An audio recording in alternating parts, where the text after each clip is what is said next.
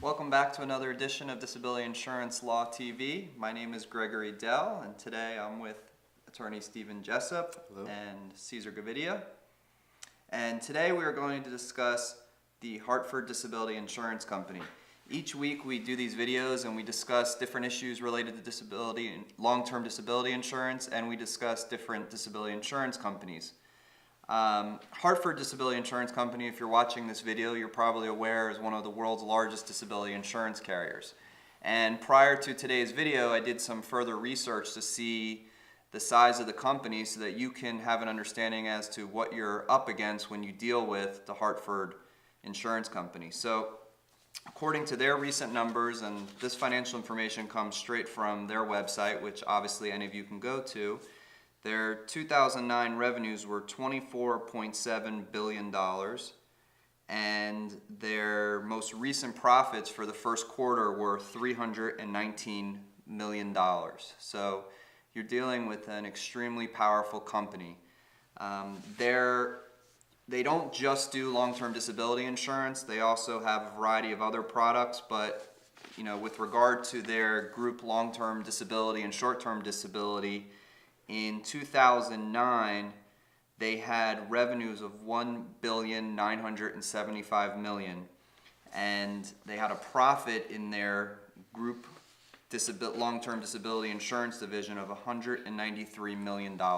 So again, this is a massive company. They are in business to make money, and they're definitely not in business to pay you your long-term disability claims if they don't have to.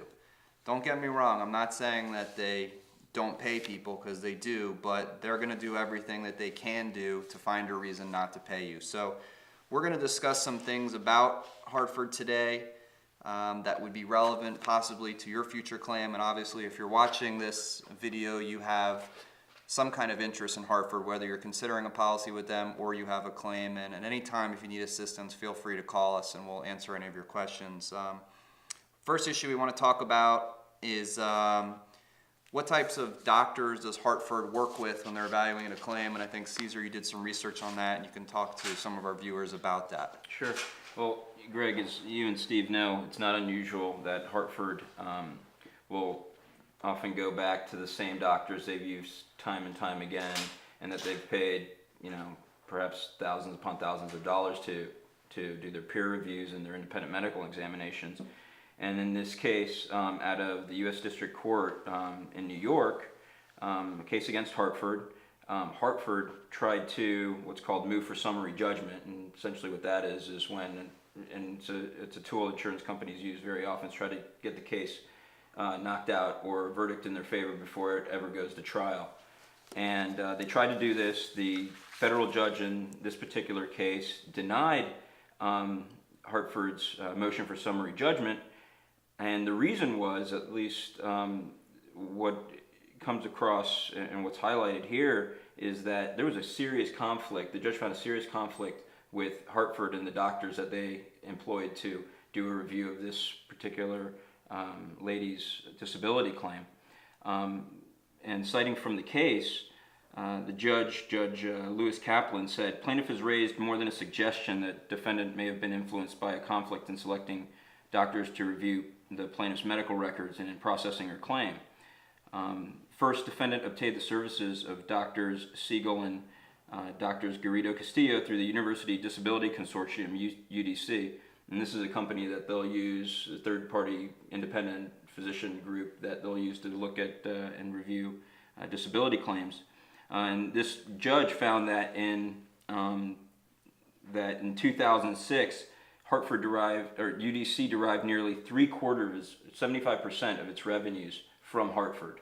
So, I mean, that's a great majority of their So income. this is an independent company that Hartford hired, and then they generated 75% of their money just from Hartford? That's right. I mean, and they call that independent.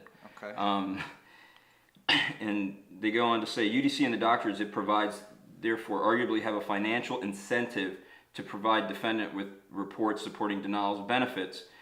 Second, defendant's selection of Dr. Richard Levy, who was a doctor for another group that Hartford used, medical advisory group, Dr. Richard Levy to review plaintiff's records is a matter of concern due to Dr. Levy's professed doubts regarding the existence of chronic fatigue syndrome, the basis of plaintiff's disability claim. So they send this woman to a doctor who has a bias against the very condition that she's claiming disability from. He fails to believe that it even exists, and that's who they send her to for an independent review. Okay, now that's just one case. How often do you see that Hartford goes back to the same doctor that they've used on other cases? Yeah, it happens a lot. And just doing my research for this case, I came up with 45 different cases where Hartford used UDC, this third-party group, to do their claim evaluation, their independent review. All right, Steve, let me ask you a little bit about how do you see that Hartford takes into consideration the information that is sent in by claimants treating physicians? I would have to say a lot of times, in what I handle and what I see, and looking through some cases, it's not really that much. They take it into consideration only in the sense that they still claim that there may not be enough objective evidence. I pulled a case that came out of Louisiana at the end of last year where it was a lawyer, big-time lawyer, had a claim, problem with cervical lumbar spine, tons of MRIs, CAT scans showed it, radiculopathy with his nerve conduction. He files his claim based on a physical ailment, and they come back and they say, well, you were treating with your psychiatrist, so this is going to be a mental health claim. There's not enough objective evidence to support the fact that you have these physical limitations. And it was just their effort to try to basically get him into a 2-year maximum under the policy and then deny his benefits going forward from there. And in this case... Let me just interrupt you 1 second. You said that Hartford said there's not enough objective evidence. How often do you see that comment in a Hartford denial letter? I'd have to say anytime you're saying that you're in pain, they're going to say there's not enough objective evidence. The court, in going through the actual case, they pointed over to 30 instances where it was either testing, MRIs, surgeries, and then all of the other findings of these, the various MRIs of degenerative disc disease, and said, how can you say there's no objective evidence? But what Hartford would do is they would send it to one of their peer reviewers, someone who didn't even see the insured. One doctor out of 3 only ever called one of his doctors once to get clarification, and it was his mental health doctor. None of his orthopedic doctors, no one that was with the physical side of it. And what we have here, the medical reviewers, the doctors hired by Hartford are saying, oh, it's subjective complaints. There's not enough objective evidence to be able to support his subjective complaints. He goes through 3 separate appeals, denied each time. Social Security found that he was disabled, and for the physical ailments, not on the mental health side. And it wasn't until he finally went into lawsuit, and we're talking, the first now came down in 2005. This case didn't get resolved till 2009 in court. And it was at that point that the judge finally basically shook his head and said, what are you guys looking at? I mean, how can you honestly sit here and say that there isn't evidence of this? And this was a case, too, where it's not often that you see attorneys' fees awards paid out in ERISA claims. You have to make a claim for them. And the judge pretty simply went through it and just set them up and set it down and made it Hartford pay all the attorney's fees on the insured as well.